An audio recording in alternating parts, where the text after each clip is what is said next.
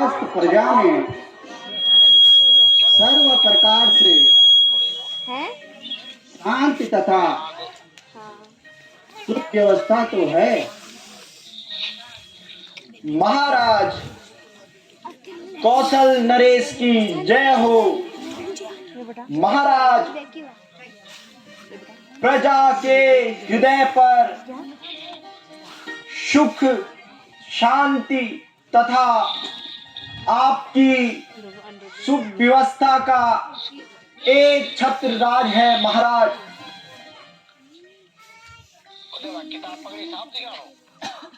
धन दौलत वस्त्र और दूध पूत से हैं आप दानी। शेर और बकरी सरयों तट पर पीते हैं एक साथ पानी। मंत्री जी, जिस प्रकार प्रजा राजा से प्रेम रखती है तो उसी प्रकार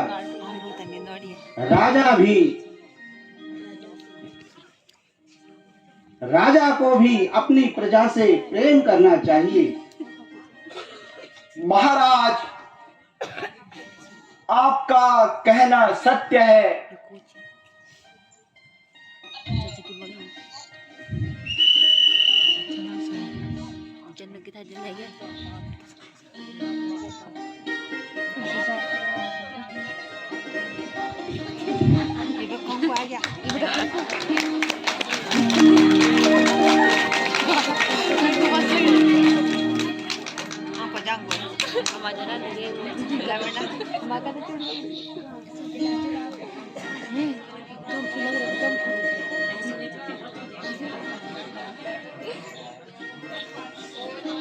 महाराज प्रणाम। आयुष्मान।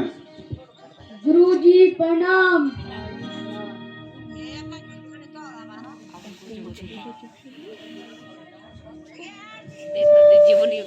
आवाज अब नहीं हो ऐड कर दे तब थोड़ी दिखा लो दे अभी चुपचाप ही देती परवाता बाबू। कहो द्वारपाल, क्या बात है जो तुम यहाँ आए हो? परवाता बाबू म्यूट कर देना, मुंह का आवाज आने म्यूट कर दे। वो नहीं चला परवाता महाराज परवाता बाबा बोल। पितृ भक्त सरवर कुमार आपके दर्शन हेतु द्वार पर पधारे हैं। यदि आज्ञा हो तो उन्हें अंदर ले आओ। हाँ, द्वारपाल, मैं ऐसे पितृभक्त को देखकर बड़ी खुशी का अनुभव करता हूँ। जाओ और श्रवण को दरबार में ले आओ। जो आज्ञा हो महाराज। महाराज प्रणाम। आयुष्मान। गुरुजी प्रणाम।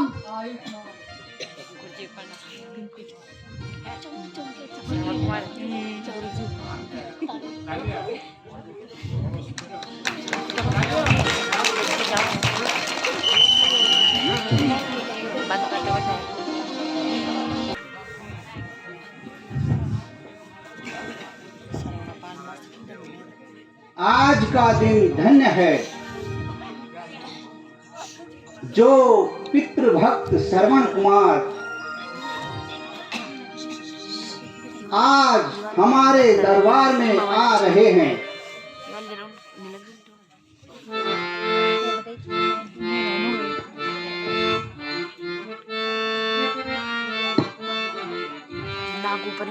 यही है सबसे उत्तम ज्ञान, यही है सबसे उत्तम ज्ञान।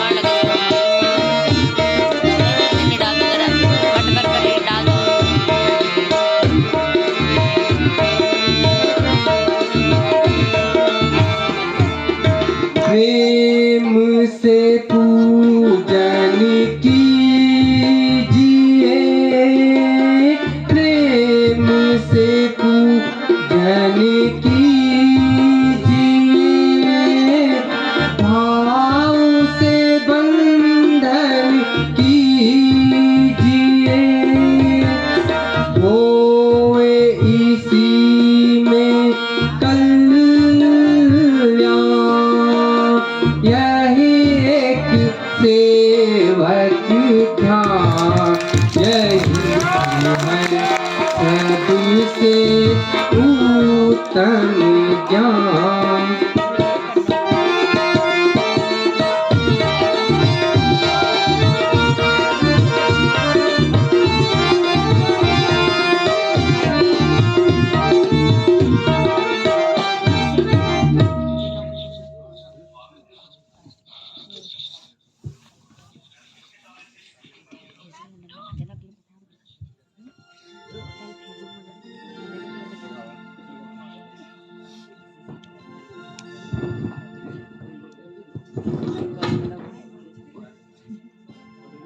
धन्य घड़ी और धन्य दिन जो आए श्रवण कुमार।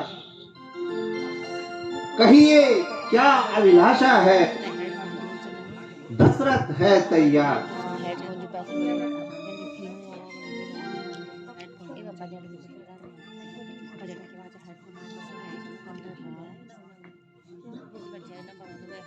वास्तव में राजन, आपका कहना सत्य है।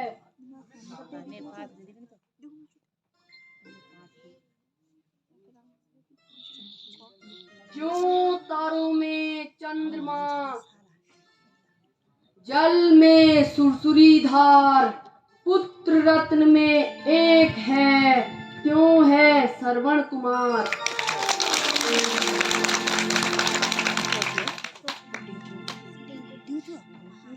गुरुदेव, आपका कहना सत्य है।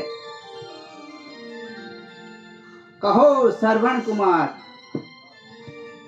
तुम्हारे माता पिता कुशल से तो हैं? महाराज की राजधानी में भला हमें क्या कष्ट हो सकता है, किंतु हाँ हाँ, कहो श्रवण कुमार, रुक क्यों गए? तुम्हें जो कुछ कहना है निसंकोच होकर कहो। तुम्हें हाथी, रथ, घोड़े, धन और पालकी, जिस चीज की भी जरूरत हो तो मैं तुम जैसे पुत्र रत्न को अपना राजमुकुट भेंट करने में भी कोई दुख प्रकट नहीं करता हूं। मैं धन्य हो गया।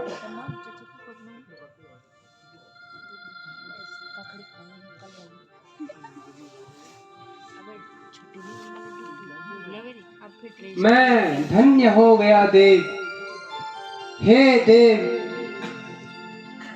मुझे न धन की जरूरत है और न अन्न की, बस जरूरत है तो केवल अपने माता पिता के नयनों की।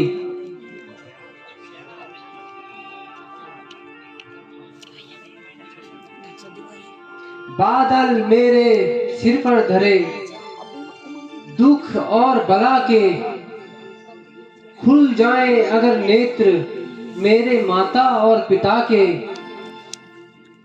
बतला के कोई औषधि रोगी को चैन दो। उपकार होगा आपका, अंधों को नैन दो।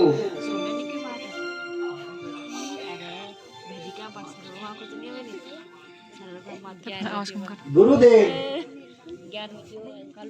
यदि कोई उपाय है तो बता दीजिए, जिससे कि श्रवण कुमार के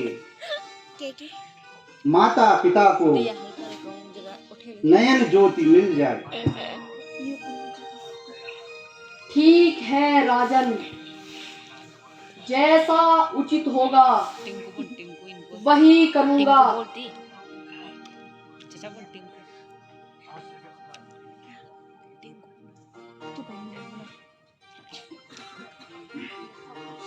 अगर इस खाल के जूते बने तो यह खाल हाजिर है। अगर इन आंखों का सुरमा बने तो यह आंख हाजिर है। मेरी रग रग और नस नस में सभी बलिहार उन पर हैं। माता पिता की सेवा में मेरा जीवन न्योछावर है। मैं धर्म बालक हूँ उनका, वे धर्मात्मा है मेरे। मैं उनकी आत्मा हूँ, वह परमात्मा है मेरे।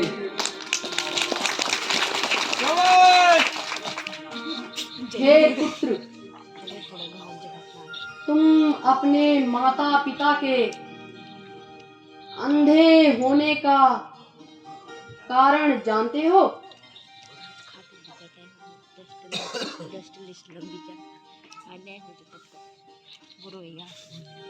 जानता तो नहीं हूँ गुरुजी, परंतु जानना चाहता हूँ। अच्छा तो सुनो, तुम्हारे माता पिता के कोई संतान नहीं होती थी, इसीलिए उन्होंने नौमी नारायण तीर्थ में जाकर पुत्रेष्ट यज्ञ किया। तब ब्रह्मा जी ने प्रकट होकर यह वर दिया कि जब तुम्हारा पुत्र होगा तो तुम अंधे हो जाओगे। तभी से वह अंधे हो गए। आह, धन्य है मेरे माता पिता, जिनका कि मैं ऋणी हूँ। जीवा जो न नाम जपे उनका, तो जीवा खींच निकालूं मैं। यह हाथ दास न बने उनके, तो काट पृथ्वी पर इन्हें डालूं मैं। जो शीश न उन चरणों में झुके, तो धड़ से शीश उतारूं मैं।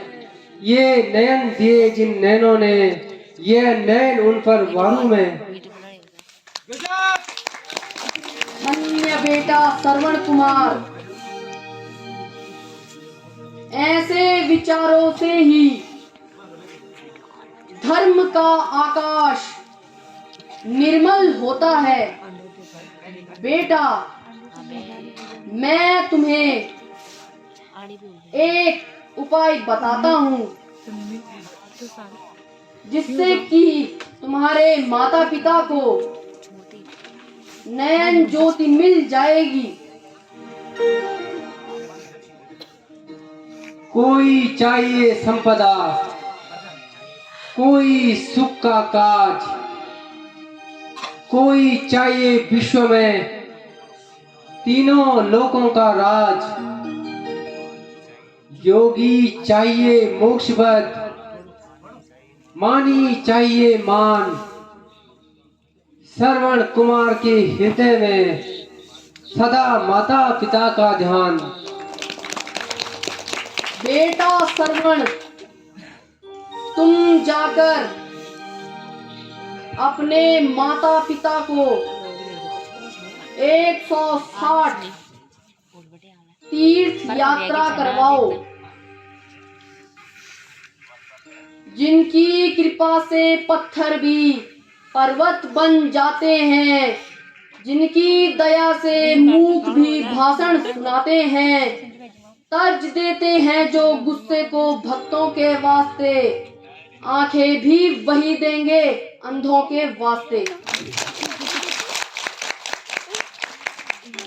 गुरुजी, आपकी कृपा से निराशा में आशा की झलक मिली।